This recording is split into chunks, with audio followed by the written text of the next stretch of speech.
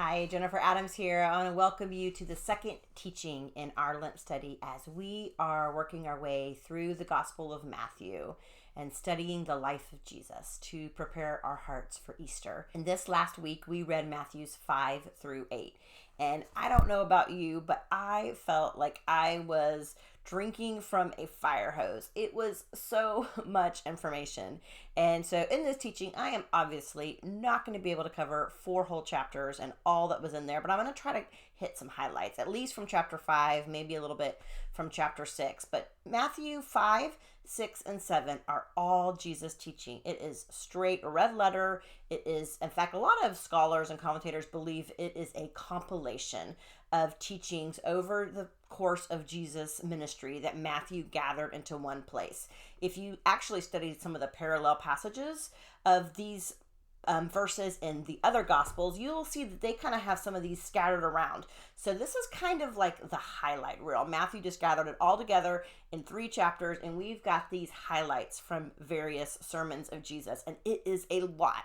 Matthew 5 starts off right from the top in verse 1 with Jesus going up the mountain. It says he sits down, which is a common position for a rabbi when he's getting ready to teach. The disciples gather around him and he dives in. It starts right off the top with the Beatitudes. So let's go there. Matthew 5 verse 2 it says he opens his mouth and he taught them, saying, "Blessed are the poor in spirit, for theirs is the kingdom of heaven. Blessed are those who mourn, for they shall be comforted. Blessed are the meek, for they shall inherit the earth. Blessed are those who hunger and thirst for righteousness, for they shall be satisfied. Blessed are the merciful, for they shall receive mercy. Blessed are the pure in heart, for they shall see God. Blessed are the peacemakers, for they shall be called sons of God.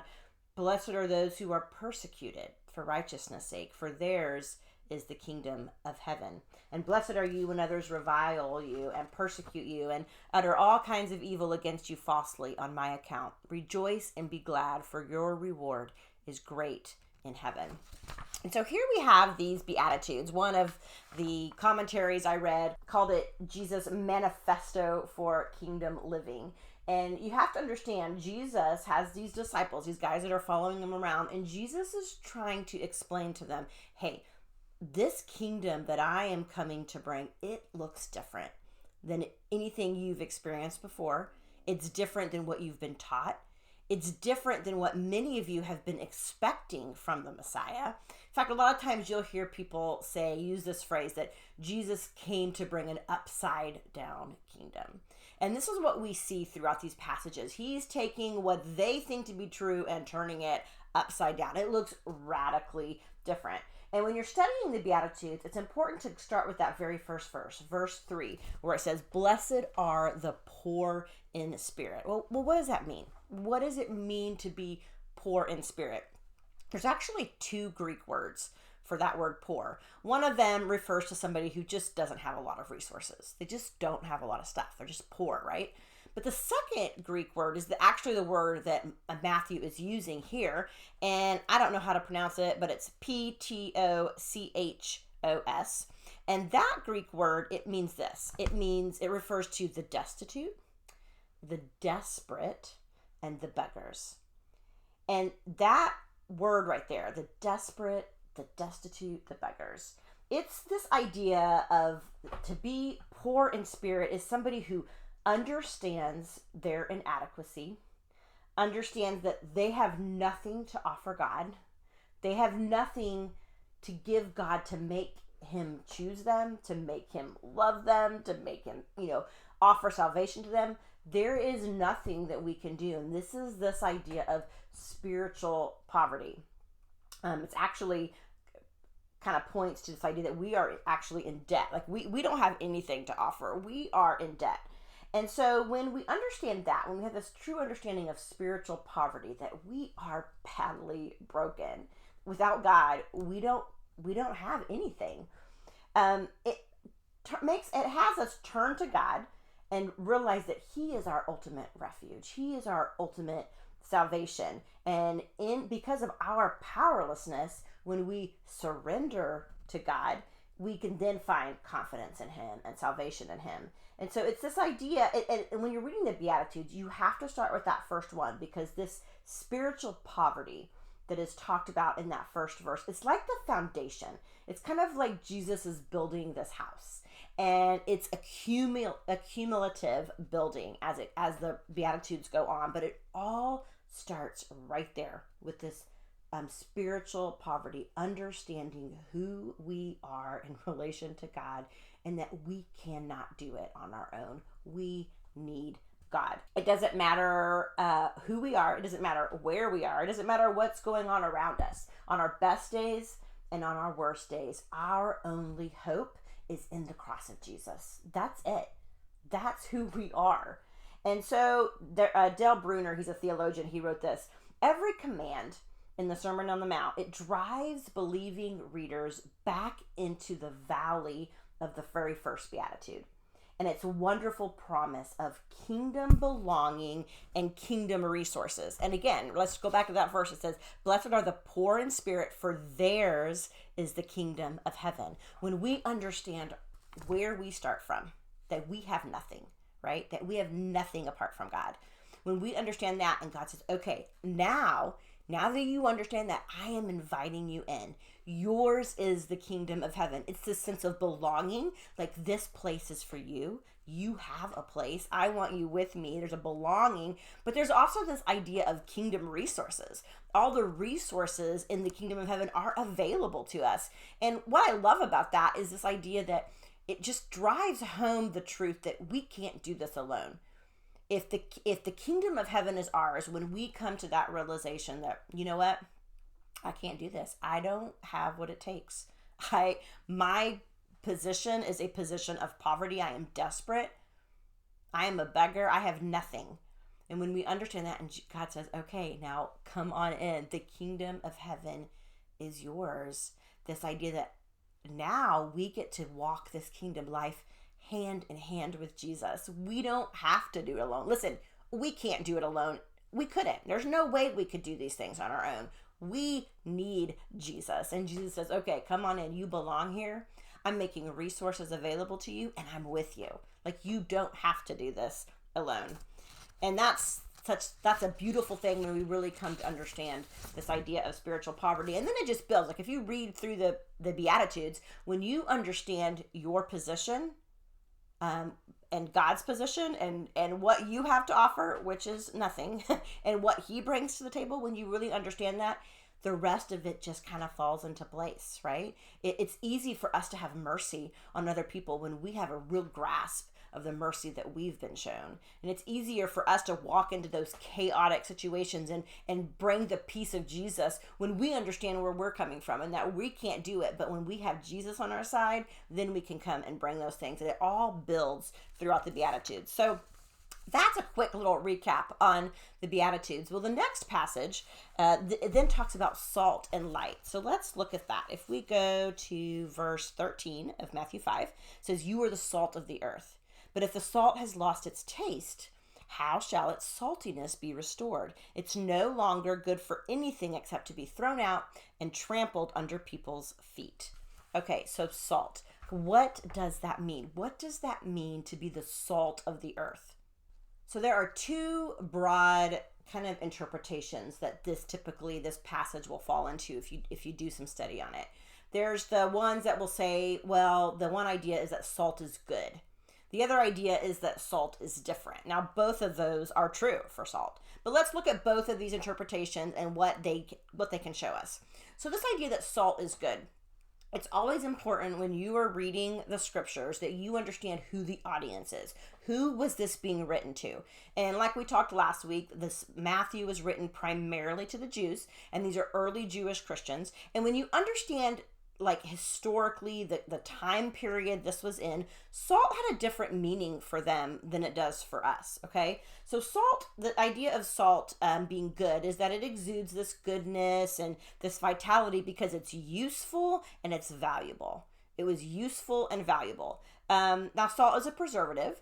it slows decay and it keeps meat edible. And that was important for them because remember, they didn't have a refrigerator in their kitchen like we do to keep our food fresh and to help it last, right? Salt was a necessity for life. They needed it to preserve their food so they would have food to eat. And historically, salt has also been connected with the joy of new beginnings. In fact, in Ezekiel 16:4, it talks about how newborn babies were rubbed with salt. I don't ever remember seeing that until I was studying this. And I thought, okay, I didn't know that. Interesting. But salt has this idea of new life, new beginnings. And so throughout history, procuring salt, getting your hands on salt was a necessity of life. And that gave salt great symbolic importance and economic value. Okay, so listen. So when they hear Jesus say, "You are the salt of the earth," when they think of salt, they think of something that's very important, that brings a lot of value, that's a necessity. So what does it mean for us to be salt? When they would hear that, they would think, okay, I need to be bringing value. I need to be bringing someone of necessity. I need to be somebody of importance. And it makes me stop and think, okay, when we look at our lives, how do our neighbors view us? How does the community of people around us, how do they view us? Do they consider us to be people that bring value? Our pastor at my church, he often says, if our church were to suddenly, for whatever reason, just suddenly close their doors, would our community even notice? Do we bring something to the community that if we were to suddenly be gone, everybody would be looking around and being like, hey, where did they go? We need them. They're valuable. They're important. They bring something of value to our community. And I believe that when Jesus was saying this, that was a part of it. Like he's saying, hey, you need to be bringing value to your community and your circle of influence. Are you bringing value? When our community and the people around us, when they look at us, do they find us attractive and interesting? Do they find us flavorful, compelling? Do we reflect the character of Jesus as outlined in the Beatitudes? Or are we like the salt that he talks about that's just dull and bland and good for nothing? Now, that's the view that salt is good. Okay, the second view is that salt is different, and this is also true. Salt is different. Salt, it's able to flavor and preserve only because it has a different chemical nature than whatever substances that it's penetrating. And salt is most fully alive when it is behaving like salt. And so when it loses its flavor or its distinctive character or its distinct chemical composition, it stops acting like salt and there's no use for it. It's worthless. It isn't attractive. It's not good. It's not interesting. It's not bringing any value. And when Jesus says that the salt is no longer good for anything except to be thrown out and trampled underfoot, that phrase there, good for anything, it means that it's like it's becoming foolish, to become foolish. Okay, so if salt is different, for these early Jewish Christians, when they're hearing this, be the salt, they're thinking, okay, well, salt's unlike the other things, it's different. And then it makes me, are we different? Do the people around us view us as, wow, something's different about them? They're not responding the way I'm used to people responding. They're not reacting in this situation like I see all my friends reacting. Do they see us as different? And here's the tricky part about this. When we are a salty Christ follower who is different, it's going to invite some trouble because people don't like different. Oftentimes, right? And we know this. In our culture right now, cancel culture is rampant. We don't like anything that's different. If you don't agree with me, then I'm going to just shut you down. I'm going to mock you. I'm going to ridicule you. I'm just going to cut you off. I'm not even going to listen to you, right? And so we understand this idea that different is, well, then that's not good. And Jesus is saying, and you see this at the end of the Beatitudes when he said, hey, don't be surprised when you get persecuted. Don't be surprised when people mock you and ridicule you because you are being this salty Christian, right? You're being different. And listen, our goal as Christ followers, and remember, this whole section here, Jesus is laying out what it looks like to be a disciple of Jesus. Because a disciple of Jesus is somebody that not only believes what Jesus is saying, but they follow Jesus. It's not just a believer, it's a follower. A disciple is somebody who is following in Jesus' footsteps. Quite literally, for these disciples, they were literally physically with Jesus, following him around. But even for us as disciples of Jesus, we are following him. We are walking like him. We're talking like him. We're living like him, right? That's our goal. And when we do that, I'm not saying, when I talk about salt being different, I'm not saying that we should go out and try to be different. We don't need to try to be different. All we need to do is follow Jesus, be disciples of Jesus. And here's the thing, when we do that, we will be different.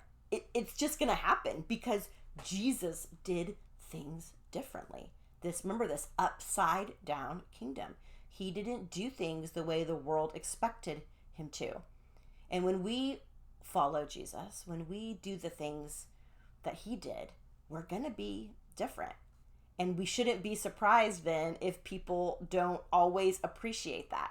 And let's jump, because we're talking about salt, and then the very next verse talks about light, and it says, you are the light of the world. And it talks about how, if you're set on a city set in a hill cannot be hidden. It talks about not putting our light under a bushel so that nobody can see it, because our light is supposed to shine before others.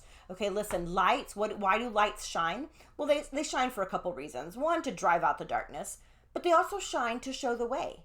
And if we're supposed to be salt, we're supposed to be bringing value and importance to our community, we're supposed to be different, and we're supposed to be light, we're supposed to be showing the way. We're showing people the way to Jesus, the way of truth, right? Like, I'm shining, I'm trying to show you the way that you're supposed to go.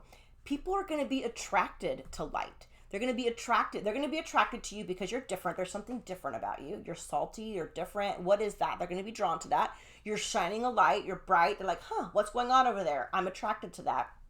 But I want you to hear me.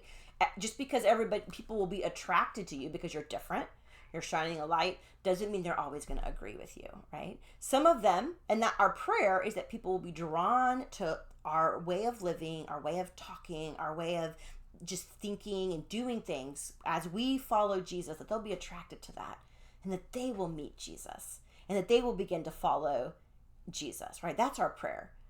And so as people get drawn to us, that will naturally happen. But there will be people that will be drawn to us, and they will not want to follow Jesus. They will mock us. They will ridicule us. And Jesus is saying, hey, don't be surprised when you follow me if people don't understand you.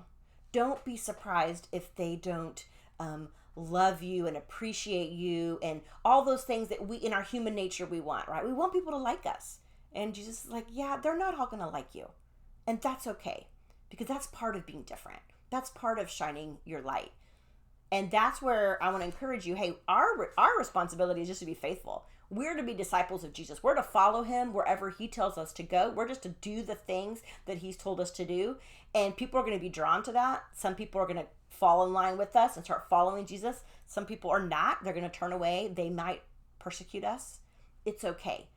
That's their choice. Our choice is to follow Jesus. That's our responsibility. We just stay faithful to what he's called us to do. And we let the Holy Spirit deal with all these people and how they respond to our differentness, is that a word? Differentness? To our saltiness, how they respond to our saltiness and how they respond to our light is between them and the Holy Spirit. Our job is just to be a disciple of Jesus, to follow in his footsteps. Now, after talking about the salt and the light, he then goes on in Matthew 5, verse 17, to talk about this idea that he came to fulfill the law.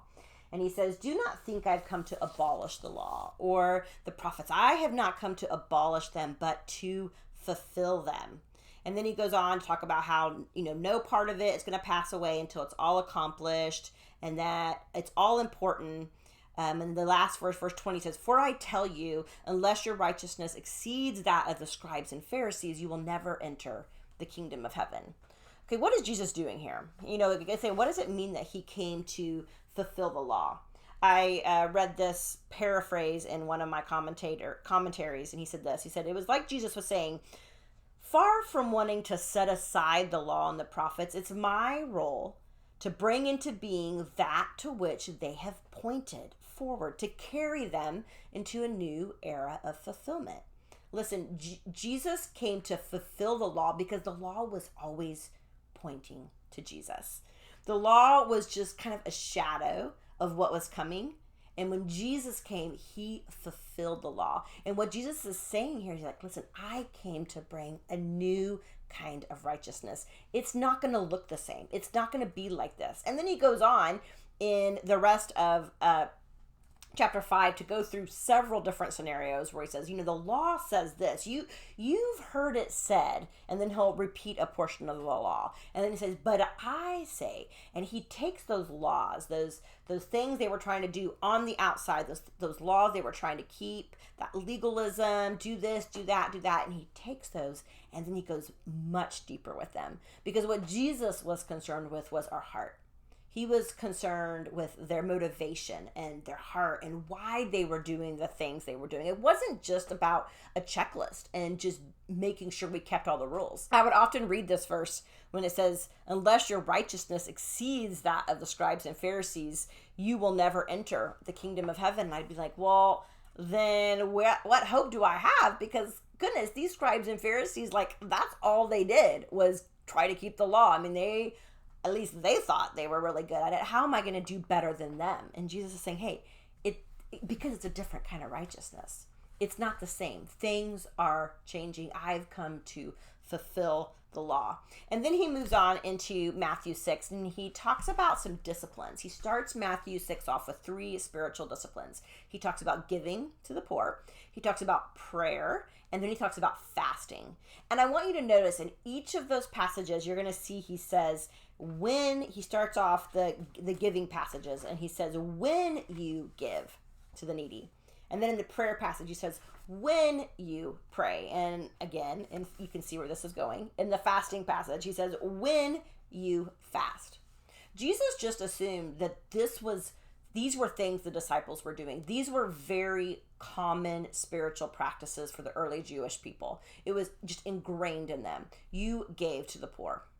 You prayed. You fasted. This was a regular part of their religion and how they practiced their religion. And so Jesus is saying, hey, these things are just foundational. I expect that you're doing them. I expect that you will continue doing them. But then he goes, okay, but now I want to dive into why you're doing them. And so it's not so much about doing them, because I expect you to do these, but what is the motivation behind why you're doing them? And he talks in here in all 3 passages. You're going to notice a phrase he uses, a reference to a group of people, and it's the hypocrites. And this word hypocrite, it comes from a Greek word that means play actor. And in Bible days, these actors, they wore masks. A lot of times these masks would include these mechanisms for amplifying their voice, okay? And so the Greek word there is Hippocrates. I'm probably not saying that right, but Hippocrates, and it's one who is play acting, reading a script, or one who puts on an act. And so this hypocrite would conceal his true motives under a cloak of make-believe. And it's like Jesus is saying, hey, listen, guys, I don't know why you're doing the things you're doing, but you might be fooling other people with your masks and your acting so righteous and holy, but I know what's going on inside. I know what your motivation is. I can see behind the mask. I can see behind the acting. And this passage really challenges me about what is my motivation for the things that I do? What is my motivation for giving and for praying and for fasting and really for any of the spiritual disciplines that I do? What is driving it? Am I more concerned with what people think, or am I doing it for God? Like truly, purely for God? Am I trying to get the likes and the applause here on earth? And do I measure my success and my righteousness, my holiness? Do I measure it on what people think and if they're approving of me? Or is it solely founded and secure and rooted in Jesus? You know, it's our human nature to crave appreciation, to crave affirmation and applause. I mean, if you have young kids or ever been around young kids, you know this. Like, they want you to watch, right? You take a kid to the playground and it's just constantly, hey, mom, watch me do this. Hey, mom, watch me go on the slide. Hey, mom, watch me jump off this swing. I mean, it's like you need to have all eyes. You need to be totally tuned in and listening because they want to show you everything. That's just our human nature. We crave that. There's a commentary by Matt Woodley, and he said this. He said, in this passage, Jesus basically tells the human race, the desire for affirmation and praise, it's within you. Don't deny or minimize it, but know that the need is too huge for a human solution. Your heart is like a leaky bucket. No matter how much you and others pour praise into the bucket, it never gets filled. It remains an empty, craving, gaping wound. First, you have to heal your broken, leaky, needy heart.